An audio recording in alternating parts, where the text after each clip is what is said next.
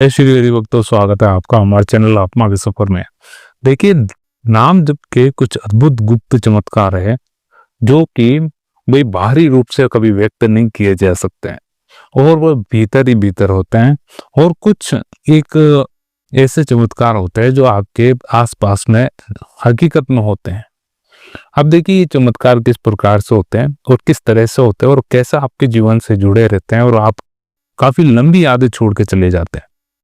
तो एक साधक जब अपने जीवन में निरंतरता से आध्यात्मिक जीवन पर बहुत आगे तक चलता रहता है, देखिए, गिरता पड़ता चढ़ता रहता है जब साधक इस मार्ग में आगे आगे की तरफ, तो क्या होता है कि काफी सारी ऐसी गतिविधियां उसके जीवन में होती है। कुछ भाई नेगेटिव अनुभव होते हैं, उसके गलत अनुभव भी होते हैं, नेगेटिव अनुभव भी होते हैं, कुछ पॉजिटिव बहुत सकारात्मक अनुभव भी होते हैं जो बहुत अच्छा असर उसके जीवन पे छोड़ जाते हैं। देखिए, लेकिन जो ये सही और गलत के बीच में सामंजस्य बैठाकर उसका एक समान भाव रखकर जो गतिशील जिस गति में जिस समय की धारा में बहता चला जाता है, वो सबसे धैर्यवान और बहुत सटीक साधक है।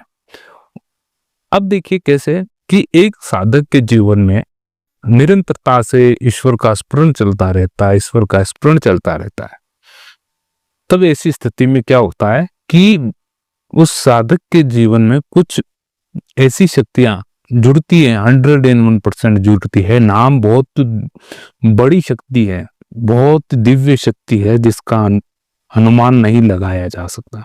आपके जीवन की रेखाएं बदल सकता है, बिल्कुल आपका जीवन परिवर्तित करने की सामर्थ्य रखता है। लेकिन इस पर बहुत दृढ़ विश्वास होना बहुत आवश्यक है कि नहीं, ये मेरी नैया पार लगा सकता है। लेकिन ऐसा बहुत कम साधक कर सकते हैं। भाई 1 साल 2 साल 3 साल जब एकदम हृदय में दृढ़ हो जाए कि नहीं, ये नहीं छूटने वाला। जैसे कि किसी को शराब का नशा होता है, किसी को चाय का नशा होता है, वो छोड़ते ही नहीं उस चीज को। भाई किसी को सिगरेट का नशा होता है, बिल्कुल नहीं छोड़ते हैं। उसी प्रकार से ये एक प्रकार का नशा बैठता है एक साधक के भीतर, नाम का नशा छूट नहीं पाता। एक समय के पश्चात बिल्कुल नहीं छूट पाएगा। अगर आप इसको लगातार करते रहेंगे तो क्या होगा, एक समय पश्चात बिल्कुल नहीं छूट पाएगा, बिल्कुल भी नहीं छूट पाएगा। इससे फायदा क्या होता है, सबसे बड़ा अब क्या है कि अब काफी लोग देखते कि अब क्या क्या मिलना चाहिए।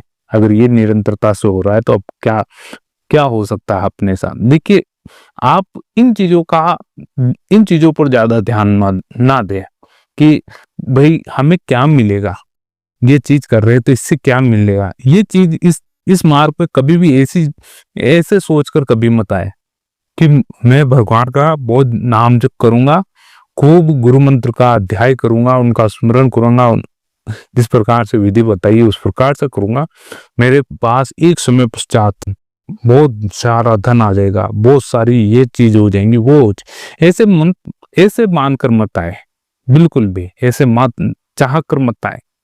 मेरा मानना है कि जिसके भीतर कोई चाह नहीं, बिल्कुल बिल्कुल कोई चाह नहीं और इस मार्ग पे चलता है, तब देखिए आपको जो आपकी इच्छाएं हैं और जो आपको मिलेगा, वो आपकी इच्छाएं छोटी पड़ जाएगी, बहुत छोटी पड़ जाएगी। जो मिलने वाला है ये वास्तविकता है।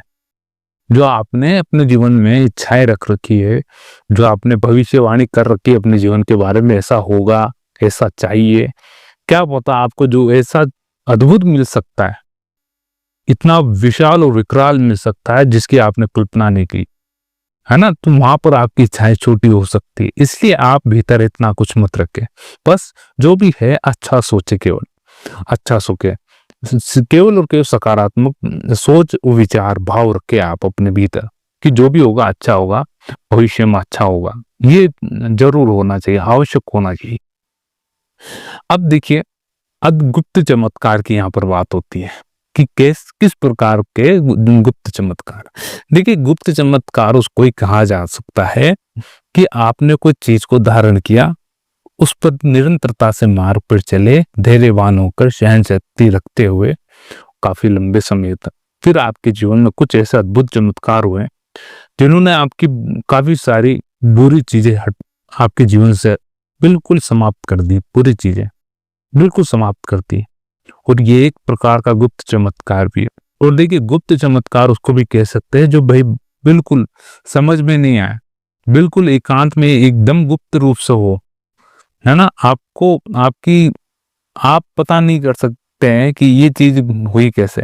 केवल इतना विश्वास होता है कि नहीं, जो भी हुआ है ईश्वर इच्छा के स्वरूप हुआ है।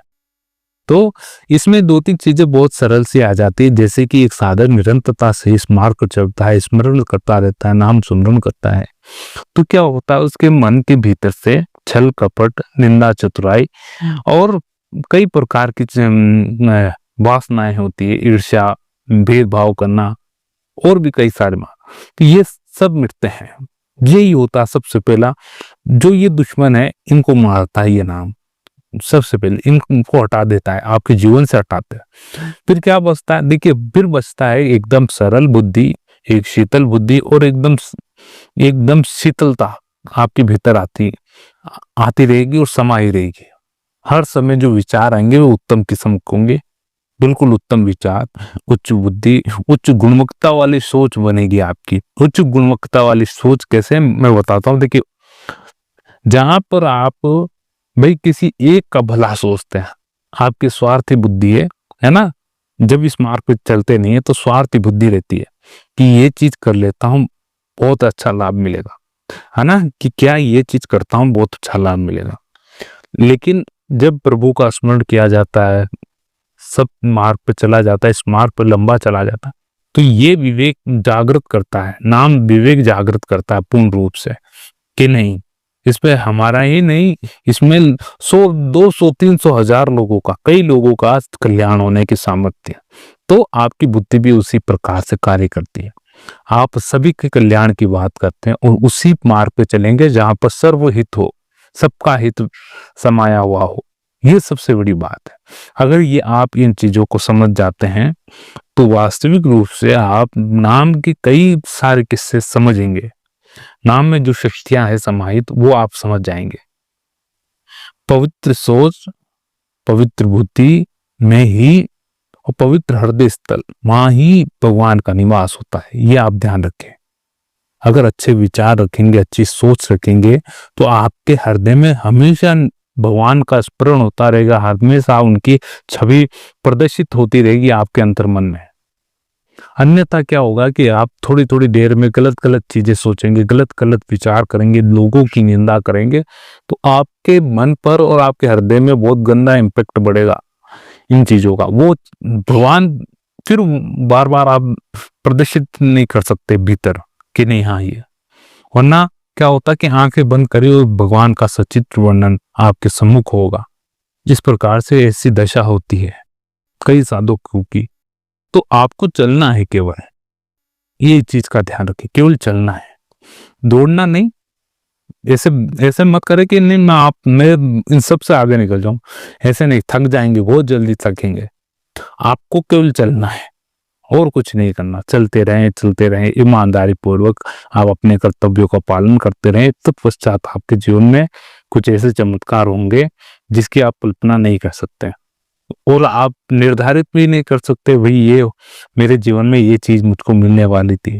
देखिए, मैंने अभी तक ऐसी कुछ चीजों का अनुमान लगाया नहीं कि मेरे साथ ऐसा हो जाना चाहिए, लेकिन खूब परमात्मा की दया से मिला है। इतनी मैं कृपा मानता हूँ मेरे ईश्वर की, गुरुजनों की, माता पिता कि जो आप नहीं चाहते हैं वो आपको मिल जाता है बिना कहे, बिना, क्योंकि देखिए परम पिता है, भगवान पिता के समान है।